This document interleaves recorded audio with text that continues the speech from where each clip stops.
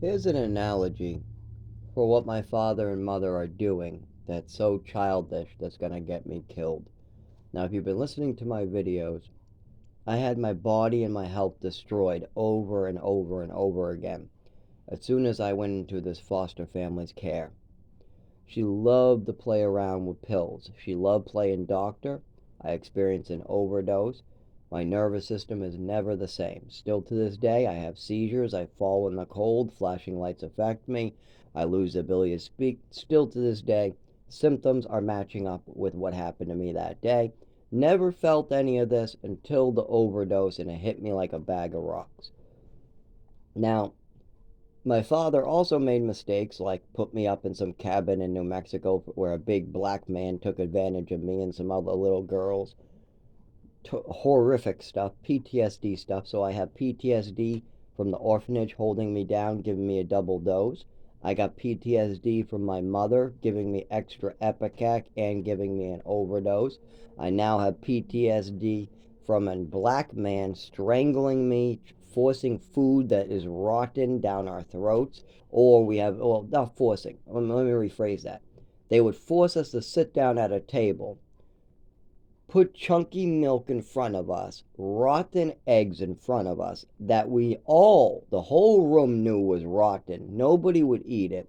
The staff member would say, well, the fridge is broken and I'm not making the phone call because I'll get the blame. So you're going to have to wait till Monday and then she could take the blame. Until then, eat the rotten food or you are getting choked on the choking couch. You're getting restrained on the couch in the eating area. Yes, they had a small couch by the dining room that was used personally for me to strangle me with my own arms until my oxygen was cut off. I would stop breathing. Then they would release right as you go unconscious. Then they would throw you to the ground, throw you around like a rag doll, all because you wouldn't eat sour milk. Yes, if it was regular milk, yes, most of the kids would drink it. Some of the kids would smell it. Sometimes we would taste it and it would be a little sour, not chunks, like it wouldn't look like cheese, but it still would taste sour, so we would hold off. But I wasn't allowed to. I was always getting choked because I was underweight, because I had so much PTSD, so much abuse by this point. I was afraid of food. I was like 9 years old and I was afraid of what adults were giving to me. Because adult would give me something, I would get poisoned. Adult would give me something, I would get poisoned. Adult would give me something, I would get poisoned. Adult would give me something, held me down, and poisoned me. This would happen and I would feel awful. I don't know if any other child has to go through repeated poisonings, but it's not fun. Your body hurts and they leave you to hurt like nothing's wrong. They poison you. Then as you drool, as you vomit, as you shake, your stomach goes sour, as you're dizzy, as you get headaches, as you have a seizure, as you go unconscious, as you lose your vision, everybody doesn't give a fuck. It's a very, very awful type of abuse that I have to bear through. But at the age of 4 years old, I was given a double dose of Ritalin in the same Ritalin or Adderall in the same hour, as well as another medication. This was done by St. Anne's, all because some kid put ketchup in my orange juice and said it was a medication. So the staff members gave me all my medications in the same hour, double dose, held me down. I told them, no, I took it. No, I took it. He's lying. Please don't do this to me. Please. And then I feel like shit for the rest of the day because they double dosed me. That's not even the poisoning. That's just double dosing. I'm going to get to the poisonings. So then my mother, we're supposed to watch Batman Mr. Freeze on the TV, but she doesn't want to watch Batman. It's very clear she doesn't want to watch a kid's show. My father's zoned out, and she brings me in the hallway and gives me a handful of medication and tells me to take it. And I get punished if I don't take it. I'm forced to take these meds. So I take them. And then right as the movie starts, I lose the ability to see out of my eyes. I try to talk and ask for help. My tongue is numb and I can't talk. So then I try to stand up, but I fall back down. Then I try to feel the carpet, but I can't feel my nervous system. So I can't see out of my eyeballs. I can't talk or ask for help. I can't feel my body. I can't stand up. I start screaming for help as best as I can with a numb mouth. And then I crawl over to a pile of newspapers. My breathing slows down. My mother knows something's very wrong because she's the one who gave me a bunch of pills. She calls the doctor. They tell her to bring me to the emergency room. She hangs up on them, refuses to bring me to the emergency room, and leaves me to die on the floor. I wake up with my body permanently changed for the rest of my life because that was an overdose. I was poisoned by my own mother.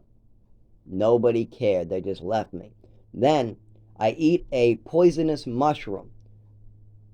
My mother calls poison control. They say to bring me to the emergency room that Ipecac isn't supposed to be used anymore.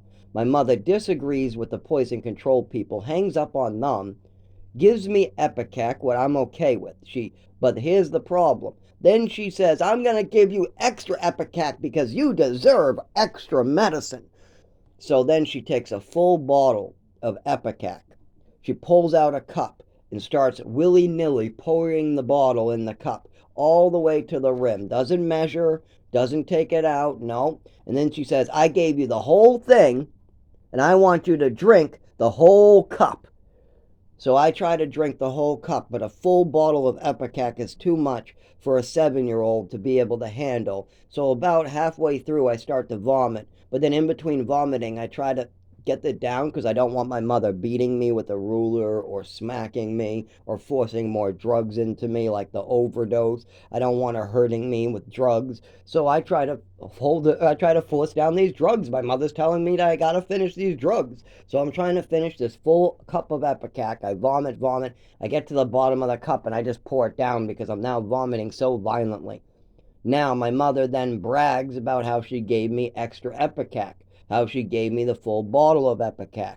She then brags about how she gave me extra medication to alter my behavior. Yes, I gave my son extra Ipecac as a punishment. So what about it? Yeah, I gave him extra. I gave him the full bottle. So what?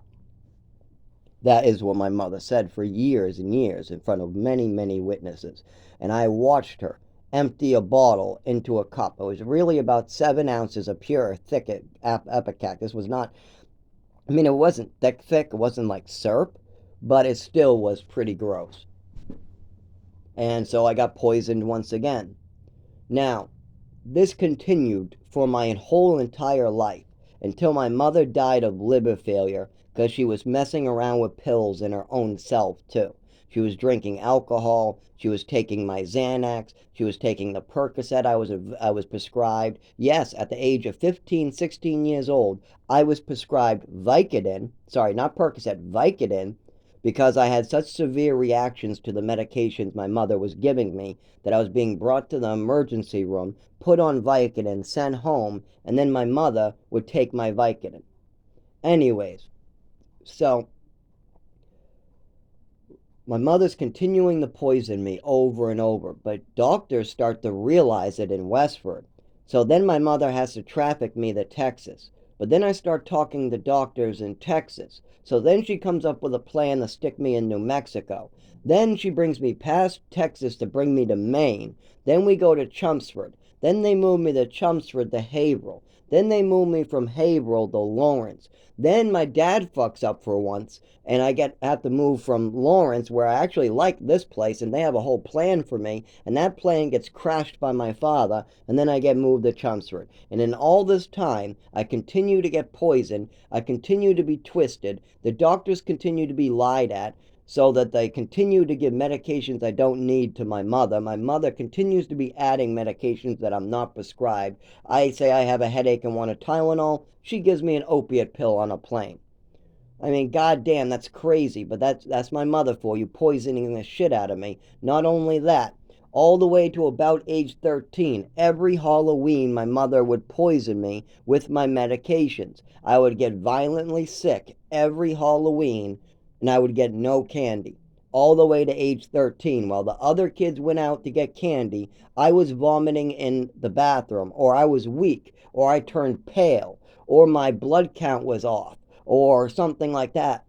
My mother was sneaking me pills She was putting shit that she shouldn't have been giving me. She thought it was okay to shut me up with pills. She thought it was okay to make me tired so she could watch whatever she wanted to watch on the TV. So slip Zach some pills and then change the channel. That was my mother's opinion. Continue drugging her child. Now this is the problem. That's like a wildfire out of control now. My health is damaged beyond belief. It's not just one drugging. If my father had done what he was supposed to do then the fire would have not got bigger. Think of this as a drugging, as a small little match fire. You give your child a drugging overdose and you don't bring him to the emergency room. Well, now you've started a fire because now he's going to have some type of disability. He might even